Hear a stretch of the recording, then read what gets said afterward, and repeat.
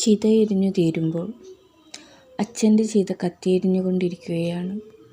എരിയുന്ന ചിതയിൽ നിന്ന് അഗ്നിജ്വാലകൾ ആകാശത്തേക്ക് ഉയർന്നു പോയിക്കൊണ്ടിരിക്കുന്നു. അത് നോക്കിയിരിക്കെ എൻ്റെ ഇടനെഞ്ചിലും ഒരു ചിത എരിയുകയാണോ എന്നു ഞാൻ സംശയിച്ചു. കണ്ണിൽ നിന്ന് പേമാരി പോലെ കണ്ണുനീർ ധാരധാരയായി ഒഴുകാൻ തുടങ്ങിയിരുന്നു. എത്ര നിയന്ത്രിച്ചിട്ടും സങ്കടമടക്കാൻ കഴിയുന്നില്ല. അച്ഛൻ്റെ ശരീരഭാഗങ്ങൾ ഓരോന്നോരോന്നായി കത്തിയമർന്നുകൊണ്ടിരുന്നു. പാദങ്ങൾ കത്തിയമരാൻ തുടങ്ങിയപ്പോൾ എൻ്റെ ഇളയ സഹോദരൻ ആ കാൽക്കൽ ഭാഗത്ത് വീണ് പൊട്ടിക്കരയാൻ തുടങ്ങി. ആ കാഴ്ച കൂടി നിന്നവരുടെ ഹൃദയത്തെ പോലും തകർത്തു കളഞ്ഞു. അവരെല്ലാം കണ്ണുകൾ തുടയ്ക്കുന്നത് കാണാമായിരുന്നു. ചിത നന്നായി കത്തുന്നതിനു വേണ്ട സഹായങ്ങൾ ചെയ്ത് പലരും അവിടെ നിൽപ്പുണ്ടായിരുന്നു. കത്തിയമർന്ന ചിതയിലേക്ക് നോക്കിക്കൊണ്ട് മൗനമായി ഞാനിരുന്നു. നീണ്ട ഒരു കാലഘട്ടമാണ് അവസാനിച്ചത്. ശോകമൂകമായ അന്തരീക്ഷം. അകത്ത് അമ്മ തേങ്ങലടക്കാൻ കഴിയാതെ വിങ്ങിപ്പൊട്ടി കരയുന്നത് കേൾക്കാം. മക്കളും കൊച്ചുമക്കളും തറയിലും പായലുമായി കിടക്കുന്നു. ഇടയ്ക്കിടെ അടക്കാൻ വയ്യാത്ത തേങ്ങലുകൾ ഉയരുന്നത് കേൾക്കാം. ശവസംസ്കാരത്തിൽ പങ്കെടുത്തവരെല്ലാം യാത്ര പറഞ്ഞ് പിരിഞ്ഞു തുടങ്ങിയിരുന്നു. വേണ്ടപ്പെട്ട ബന്ധുമിത്രാദികൾ മാത്രം ശേഷിച്ചിട്ടുണ്ട്. മാരകമായ ക്യാൻസർ രോഗമാണ് അച്ഛൻ്റെ ജീവൻ അപഹരിച്ചത്. രോഗലക്ഷണങ്ങൾ കണ്ടു തുടങ്ങിയതിനു ശേഷം വിദഗ്ധമായ ചികിത്സ തന്നെയാണ് നൽകിയിരുന്നത്. 2 കൊല്ലത്തോളം ചികിത്സ നടത്തിയെങ്കിലും ജീവൻ പിടിച്ചു നിർത്താനായില്ല. അച്ഛന് 80 വയസ്സുണ്ടായിരുന്നെങ്കിലും ഒരു 60 വയസ്സ് മാത്രമേ മതിച്ചിരുന്നുള്ളൂ. അത്രയും ആരോഗ്യവാനായിരുന്നു. അച്ഛൻ്റെ അധ്വാനമായിരിക്കാം ഈ ആരോഗ്യത്തിന് നിദാനം. രോഗഗ്രസ്തനായി തീരുന്നതുവരെ അച്ഛൻ നന്നായി അധ്വാനിക്കുമായിരുന്നു. അച്ഛനെക്കുറിച്ച് ഓർക്കുമ്പോൾ സ്നേഹത്തിൻ്റെ, വാത്സല്യത്തിൻ്റെ ഒരു നദീപ്രവാഹമാണ് മനസ്സിലേക്ക് ഓടിയെത്തുന്നത്.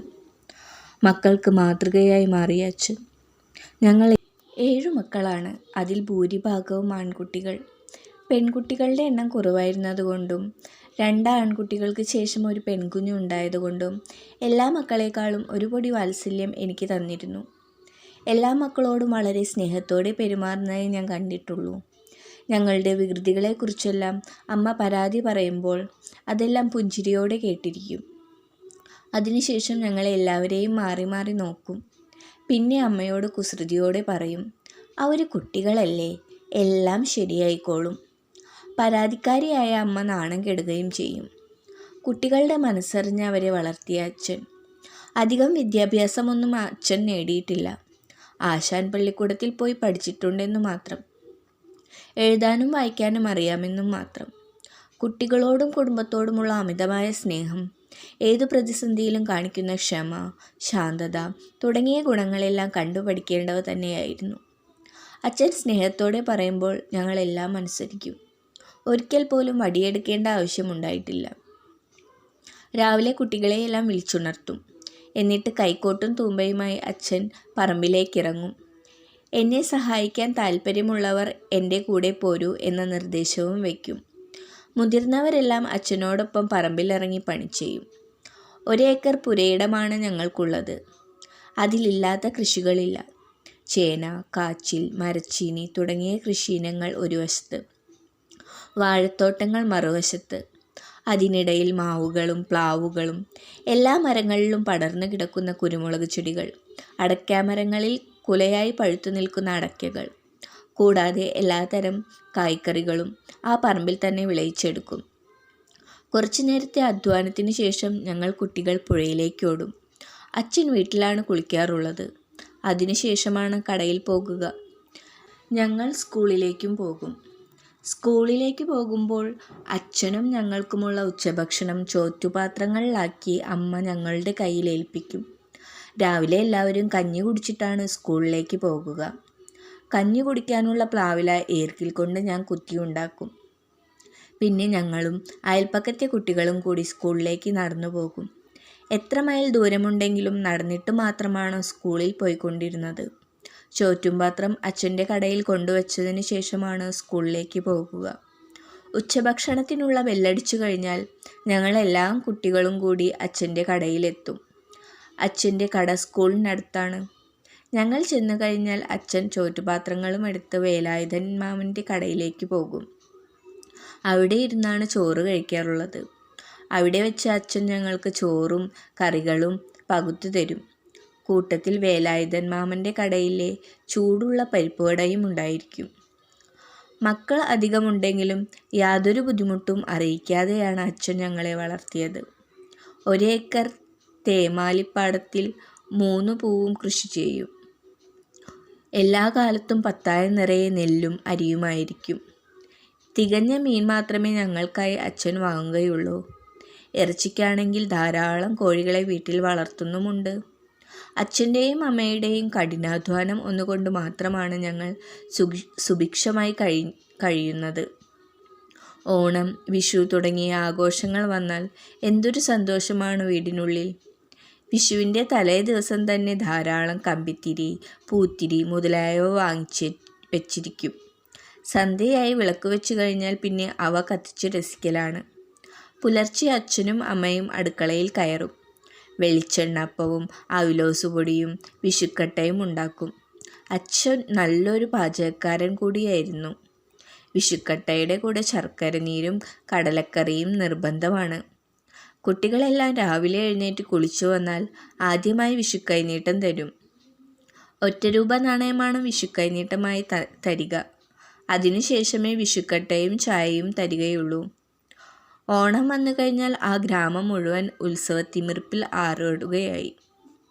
അത്തം മുതൽ പൂക്കളമിടാനുള്ള പൂവും തേടി നടക്കലായിരിക്കും. തട്ടിൻ മുകളിൽ നിറയെ പഴക്കുലകൾ വേണമെന്ന കാര്യത്തിൽ അച്ഛന് നിർബന്ധമുണ്ടായിരുന്നു. ഓണത്തിനും വിഷുവിനും മാത്രമേ കോടിവസ്ത്രങ്ങൾ വാങ്ങിക്കാറുള്ളൂ. വേനലവധിയായാൽ അയൽപ്പക്കത്തെ കുട്ടികളെല്ലാം ഒത്തുകൂടും. എല്ലാ കുട്ടികൾക്കുമായി മാവിൽ ഊഞ്ഞാല് കെട്ടിത്തരും. കുട്ടികളുടെ സന്തോഷത്തിനു വേണ്ടി അച്ഛൻ എപ്പോഴും ശ്രദ്ധിക്കുമായിരുന്നു. മുതിർന്ന കുട്ടികൾ അവരവർക്ക് കഴിയുന്ന വിധത്തിൽ ജോലി ചെയ്യണമെന്ന് അച്ഛന് നിർബന്ധമുണ്ടായിരുന്നു. പഠിപ്പ് കഴിഞ്ഞു വീട്ടിലെത്തിയാൽ പശുക്കൾക്ക് പുല്ലരിയണം, ആടുകളെ പാടത്തു കൊണ്ടുപോയി തീറ്റി വയറു നിറയ്ക്കണം, തൊഴുത്തു വൃത്തിയാക്കണം തുടങ്ങിയ ജോലികൾ ഓരോരുത്തരായി ചെയ്യണം. മൂത്ത ഏട്ടനാണ് രാവിലെ പശുവിനെ കറക്കുക. പിന്നെ കൊട്ടത്തേക്ക് കൊണ്ട് വെള്ളം തേവിയെടുത്ത് പറമ്പിലെ കൃഷിയെല്ലാം നനയ്ക്കണം. എല്ലാവർക്കും നല്ല അധ്വാനം തന്നെ. സന്ധ്യയായ വിളക്ക് വെച്ച് നാമം ചൊല്ലണമെന്ന് നിർബന്ധമാണ്. പുസ്തകം വായിക്കാൻ ആരെയും നിർബന്ധിക്കാറില്ല. ഇഷ്ടമുള്ളവർക്ക് പഠിക്കാം. സ്നേഹപൂർവ്വമുള്ള ശാസനകൾ മാത്രമേ അച്ഛൻ നൽകിയിരുന്നുള്ളൂ. എങ്കിലും അച്ഛനോട് വലിയ ബഹുമാനമായിരുന്നു ഞങ്ങൾക്ക്. നാട്ടിലെ ഉത്സവങ്ങളൊന്നും അച്ഛൻ വിട്ടുകളയാറില്ല. അച്ഛൻ്റെ കൂട്ടുകാരും അച്ഛൻ്റെ കൂട്ടത്തിലുണ്ടായിരിക്കും. താല്പര്യമുള്ള കുട്ടികളെയും കൊണ്ടുപോകും. അച്ഛൻ്റെ തോളത്തിരുന്നാണ് ഞാൻ ആറാട്ടുപുഴ പൂരത്തിന് ആനകളെ കണ്ടിട്ടുള്ളത്. മക്കളോടുള്ള കടമകളെല്ലാം അച്ഛൻ നിറവേറ്റിക്കഴിഞ്ഞു. ഇനി വിശ്രമിക്കാം എന്ന് നനച്ചിരിക്കുമ്പോഴാണ് അച്ഛനിൽ ക്യാൻസറിൻ്റെ ലക്ഷണങ്ങൾ കണ്ടു തുടങ്ങിയത്. അച്ഛനോടുള്ള സ്നേഹവും ബഹുമാനവും കൊണ്ടായിരിക്കാം മക്കളെല്ലാം അച്ഛനെ ചികിത്സിക്കുന്ന കാര്യത്തിലും പരിചരിക്കുന്ന കാര്യത്തിലും അതീവ തൽപരരായിരുന്നു. ചേട്ടന്മാരും അനുജനുമെല്ലാം ഗൾഫ് നാടുകളിൽ ജോലി ചെയ്തിരുന്നതുകൊണ്ട് സാമ്പത്തികമായി യാതൊരു ബുദ്ധിമുട്ടും ഉണ്ടായിരുന്നില്ല. അവർ അച്ഛനു വേണ്ടി പണം വാരിക്കോരി ചിലവഴിച്ചു. അവരുടെ ഭാര്യമാരും അച്ഛനെ കാര്യമായി പരിചരിച്ചു. പക്ഷേ വിധി എന്ന ഒന്നുണ്ടല്ലോ. ഇന്നിതാ അച്ഛൻ ഒരു പിടി ചാരമായി മാറിയിരിക്കുന്നു. അച്ഛൻ്റെ മരണം എല്ലാവരിലും ഒരാഘാതമാണ് സൃഷ്ടിച്ചിരുന്നത്. ഞാൻ കണ്ണുകൾ തുടച്ചുകൊണ്ട് എഴുന്നേറ്റു. ഇനിയും ഒരു ജന്മമുണ്ടെങ്കിൽ എൻ്റെ അച്ഛൻ്റെ മകളായി തന്നെ ജനിക്കാൻ കഴിയണേ.